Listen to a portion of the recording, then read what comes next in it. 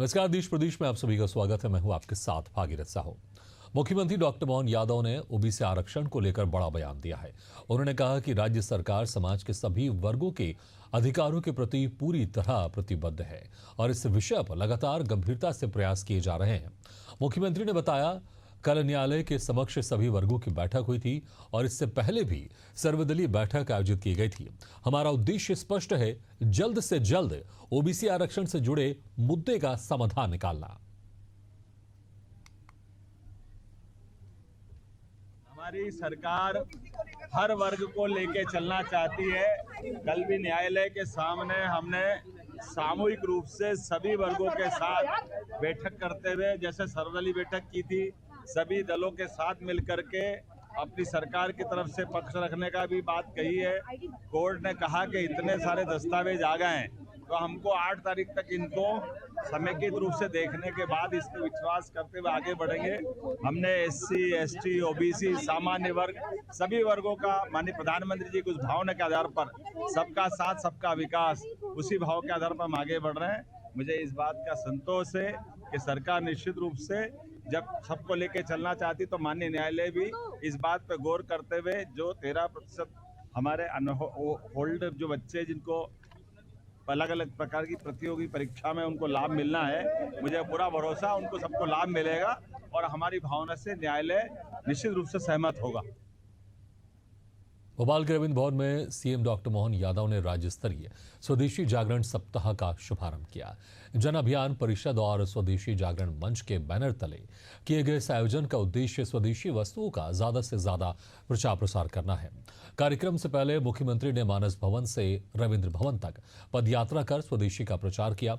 बता दें कि प्रदेश के सभी विकास खंडों में आज से 2 अक्टूबर तक स्वदेशी सप्ताह मनाया जाएगा। कार्यक्रम को संबोधित करते हुए सीएम ने कहा कि स्वर्णिम फाउंडेशन के अंतर्गत स्वदेशी मेले का ये आयोजन साल भर प्रदेश के अलग अलग शहरों में स्वदेशी मेले लगाए जाएंगे। रुक करते हैं दूसरी खबर का। शाजापुर जिले के सुजालपुर से प्रारंभ हुई सनातनी भव्य पैदल यात्रा का सलसलाई नगर में श्रद्धालुओं एवं स्थानीय जनों द्वारा गर्मजोशी से स्वागत किया गया। यात्रा के मार्ग में ग्रामीणों ने फूल मालाओं और जयघोष के साथ यात्रियों का अभिनंदन किया। ये यात्रा धर्म जागरण और हिंदू समाज को एकजुट करने के उद्देश्य से निकाली गई। यात्रा संयोजक भगवान सिंह राजपूत ने जानकारी देते हुए कहा, इस यात्रा का राजनीति से कोई लेना देना नहीं है। हमारा उद्देश्य केवल सनातन धर्म के मूल्यों का प्रचार प्रसार करना और हिंदुओं को एकजुट करना है।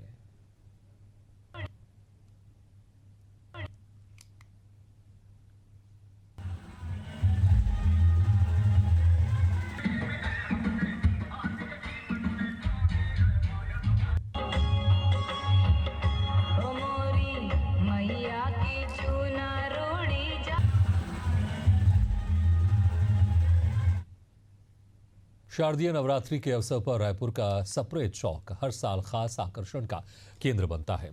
यहाँ की दुर्गा पंडाल अपनी भव्यता और अनोखी थीम के लिए पूरे शहर में चर्चा का विषय रहता है। रायपुर का सप्रे चौक नवरात्रि में किसी उत्सव स्थल से कम नहीं दिखता। यहाँ के दुर्गा पंडाल हर साल कलात्मक सजावट से भक्तों का मन मोह लेता है। हर साल की तरह इस साल भी ऐसा ही कुछ देखने को मिला। देखिए हमारी खास रिपोर्ट में।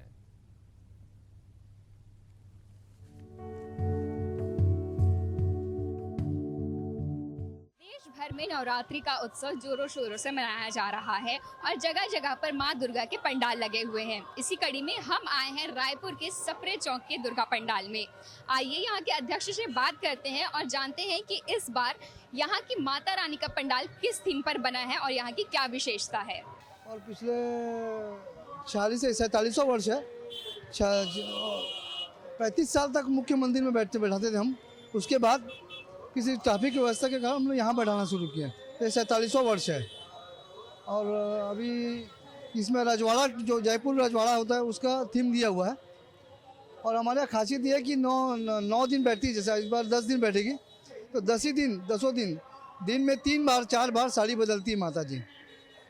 लोग अपने पितृपक्ष के पहले से ही साड़ी बुकिंग कराना शुरू कर देते हैं और 10 दिन से 3 बार 4 बार ऐसे साड़ी बदलते हैं। रायपुर के सप्रे चौक के पंडाल में विराजमान मां दुर्गा की प्रतिमा दिव्य आभा बिखेर रही है। भक्तजन माता की आरती कर मनोकामना पूर्ण होने की कामना कर रहे हैं। पंडाल समिति ने भक्तों की सुरक्षा और सुविधा के लिए विशेष इंतजाम किए हैं। ये हमारा लगातार 47वां वर्ष है। इससे पहले हम बीच चौक में माता की प्रतिमा स्थापित करते थे। विगत कुछ वर्षों से हम यहाँ पे स्थापित कर रहे हैं ट्रैफिक के कारण, क्योंकि भीड़ काफ़ी हो चुकी है यहाँ पर और लोगों को असुविधा ना हो, इस वजह से हम पंडाल हमारा यहाँ पे स्थापित करते हैं।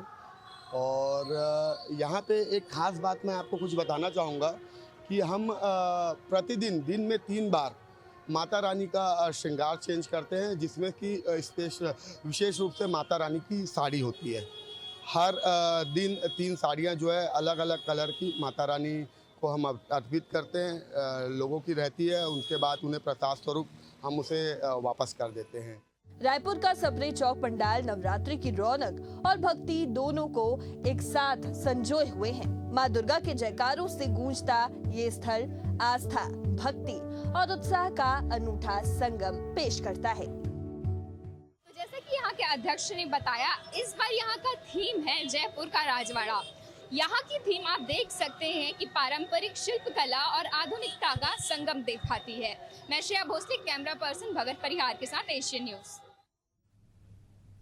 मध्य प्रदेश के अशोकनगर में चंदेरी संघ शताब्दी वर्ष के उपलक्ष्य में महोत्सव समिति ने विशाल कन्या भोज का आयोजन किया। बता दें कि नवरात्रि में 22 सितंबर से 2 अक्टूबर तक मां जागेश्वरी शक्तिपीठ पर प्रतिदिन कन्या भोज कराया जा रहा है। इसी क्रम में अशोकनगर कलेक्टर आदित्य सिंह मां जागेश्वरी शक्तिपीठ पहुंचे और दरबार में माता के सामने माथा टेक कर सुख समृद्धि और शांति की दुआ मांगी और विशाल कन्या भोज में शामिल हुए।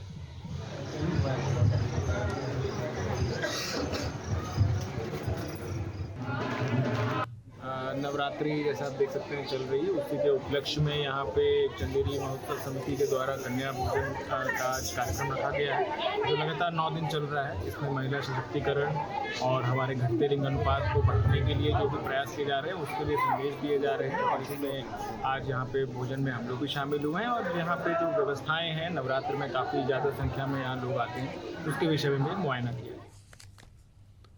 मध्य प्रदेश की बुधनी में नवरात्रि के चौथे दिन मां कुष्मांडा की पूजा अर्चना की गई। इस पावन अवसर पर नगर से लेकर सलकनपुर देवी धाम तक श्रद्धालुओं का सैलाब उमड़ पड़ा और जय माता दी के जयकारों के साथ मां का दरबार गूंज उठा।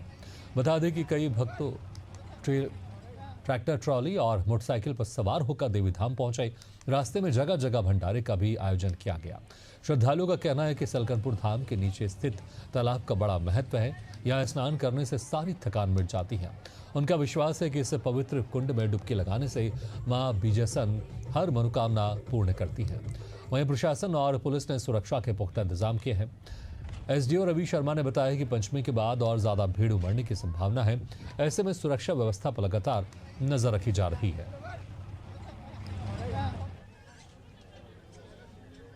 चमत्कार तो बहुत सारे हैं, देवी जी के अनेक चमत्कार गिने नहीं जाएंगे, इतने हैं।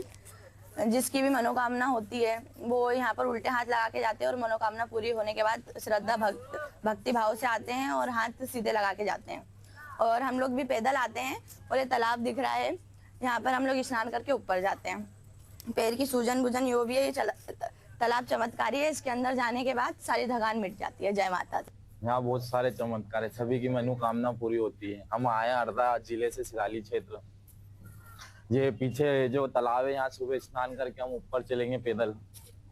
हमने पहली साल में हमने पानी चाह रखा, फिर देखा पब्लिक इतनी पैदल जाती है, भाई कुछ भूख भी लगती होगी तो हमने फराल रखा चालू। और माता रानी कृपा से 20 से 25 हज़ार लोग प्रसाद भी देते हैं और हमारे 10 से 12 लोग भंडारे लगे रहते हैं, पूरे पब्लिक रखे देते हैं। वो निःशुल्क सेवा है। छत्तीसगढ़ में स्थित जगदलपुर प्रदेश की पहली है मैनमेड ग्रीन रोड का गवाह बनने जा रही है। इस सड़क पर पारंपरिक डिवाइडर की जगह ग्रीन ग्रास और एवेन्यू प्लांटेशन होगा, जो इसे मेट्रो सिटी जैसी आधुनिकता और प्राकृतिक खूबसूरती दोनों का संगम बनेगी। बता दें कि 36 करोड़ की लागत से ये प्रोजेक्ट तैयार किया जाएगा। दरअसल प्रदर्शन के बाद विधायक किरण देव ने बैठक बुलाई और पीडब्ल्यूडी और प्रशासन को निर्देश दिए। इस नए डिजाइन की खासियत है कि सड़क के बीच ग्रीन ग्रास बारिश का पानी सोखकर वाटर हार्वेस्टिंग में मदद करेंगे। साथ ही मध्य आकार के पेड़ लगाए जाएंगे, जिससे बरसात का पानी सड़क पर जाम नहीं होगा। वहीं जल भराव की समस्या से निपटने के लिए अंडरग्राउंड वाटर क्रॉसिंग बनाई जाएगी।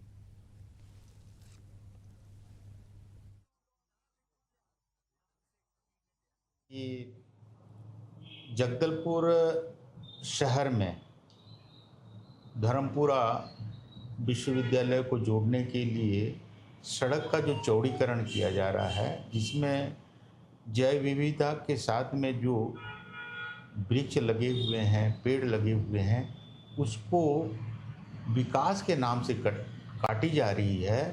ये इसका हम प्रकृति बचाओ समिति की ओर से और मैं एक आदिवासी समाज के जिम्मेदार पदाधिकारी की हैसियत से मैं विरोध करता हूं। सबसे पहले तो हम लोग ये बताना चाहते हैं कि विकास और पर्यावरण के बीच में एक संतुलन स्थापित होना चाहिए, लेकिन पिछले कई सालों से हम लोग लगातार देख रहे हैं कि पर्यावरण और विकास का संतुलन का बैलेंस बिगड़ गया है, जिस वजह से हमारे जगदलपुर शहर में भी लगातार तापमान बढ़ते जा रही है।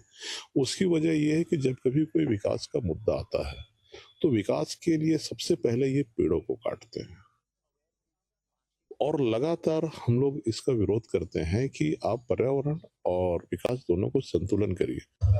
देखिए, हमारे जगदलपुर का जो अनुपमा चौक है, वहां से लेकर पल्ली तक का, और ये सड़क आज के समय की सबसे व्यस्त सड़क हो गई है। इसकी चौड़ाई पर्याप्त नहीं है, डिवाइडर लगा हुआ है इसमें, और इसको ध्यान में रखते हुए ड्रेन टू ड्रेन पूरा स्पान लेते हुए करीब 36 करोड़ के आसपास का ये एक बड़ा प्रोजेक्ट है, जिससे कि लोगों को आने जाने में सुविधा हो, किसी प्रकार की दुर्घटना से बचें लोग, और पूरा उस तरफ का जितना भी मार्ग है उसके आसपास व्यवस्थित हो जाए सब। इस दृष्टि से अब इसमें टेंडर हो चुका है, अब बरसात के कारण काम रुका हुआ था, अब इसमें काम चालू होगा। एशियन न्यूज और न्यूज प्लस 21 की ओर से रास गरबा 2025 का आयोजन किया जा रहा है।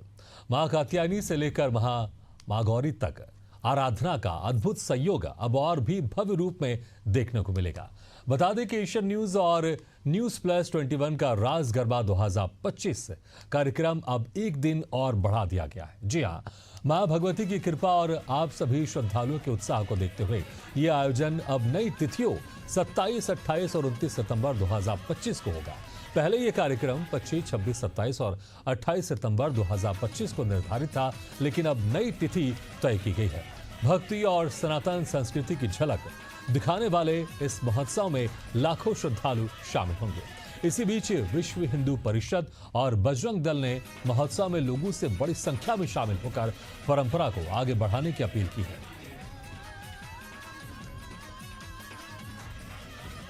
मैं तो बोलूँगा आपके चैनल को बहुत बहुत धन्यवाद, साधुवाद कि धार्मिक और सांस्कृतिक और पारंपरिक कार्य जो करवा रहे हैं आप लोग गरबा, वो हमें बहुत अच्छा लग रहा है।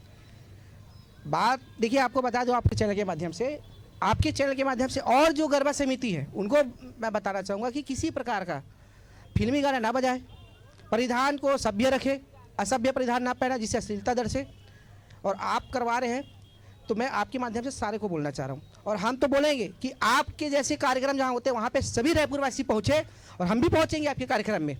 हम सभी, हमारे हिंदू महासभा के जितने भी हैं सभी हम आएंगे वहाँ पे, क्योंकि हम खुद चाहते हैं कि भाई पारंपरिक होए ना कार्यक्रम, धार्मिक होए, ताकि हमारा आदर्श दिखे, उसमें भक्ति दिखे, भावना एक होना चाहिए भक्ति का। मैं तो लोगों को यह आह्वान करूंगा कि आप जाइए अच्छे से परिधान में पहन करके, पारंपरिक परिधान में, और वहाँ धार्मिक गीत संगीत में आदिशक्ति माता का आप उपासना कीजिए। जो आप कार्यक्रम करवा रहे हैं उस कार्यक्रम में जो शालीनता मैं देख रहा हूं और जो मुझे सुनने में आ रहा है, तो मैं लोगों से यही अपील करूंगा कि एक बार ये कार्यक्रम में आएँ, जरूर आएँ, सपरिवार आएँ और देखें, क्योंकि जो गरबा का जो नृत्य होता है वह तो कोई बच्चों का नृत्य नहीं होता, ये माँ की साधना का प्रतीक है, भक्ति का प्रतीक है। आप भक्ति करिए, भक्ति के साथ आइए और इस जो गरबा का नृत्य है उसका आनंद लीजिए। जो पारंपरिक तरह के रहेंगे, मतलब पारंपरिक तरह के, तो मैं आप सभी से निवेदन करना चाहता हूं कि आप सभी ऐसे गरबा उत्सव में आइए